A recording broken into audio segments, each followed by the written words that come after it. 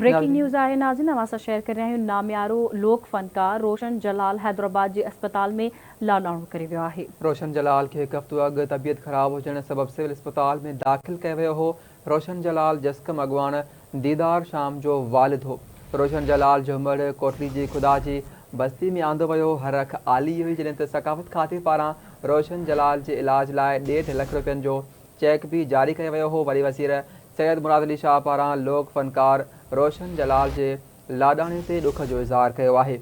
नामियारो लोक फनकार रोशन जलाल हैदराबाद जे अस्पताल में लाॾाणो करे वियो आहे। रोशन जलाल खे हिकु हफ़्तो अॻु तबियत ख़राब हुजण सबबि सिविल अस्पताल में दाख़िल कयो वियो हो।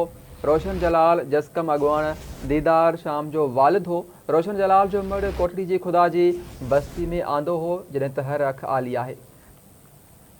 तफ़सील मालूम कंदासीं। असां सां लाइन ते मौजूदु आहे आवाज़ न्यूज़ रिपोर्टर असद मंगरियो जी। असद, वधीक छा तफ़सील आहिनि हिन हवाले सां आगाह कजो।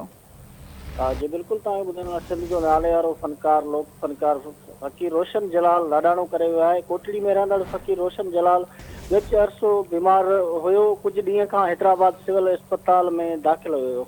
हीउ जर जंग में वञी सुफ़ियाना कलाम जेके आहिनि उहो ज़िया जे दौर में बि मार्शल आर्ट जा जेके कोड़ा सठा हुया, पर हिन वक़्तु काफ़ी अरसे खां उहो बीमार हो। सकाफ़त खाते पारां बि जेको आहे हुनखे 1.5 लख जो जेको चेक जारी कयो, पर उहो आख़िरी जेके हफ़्ते खां वठी जेको सिविल अस्पताल अॼु जेको आहे हुनजी कोटड़ी जेकी खुदा जी बस्ती जो क़ब्रस्तान में आहे उन में पिणु जेकी आहे तदफ़ीन कई वेंदी। हिन वक़्तु जेकी आहे हुनजी 5 वॻे जेकी आहे उहा जनाज़े निमाज़ में सियासी समाजी माण्हू जेके आहिनि उहे पिणु पहुतल आहिनि।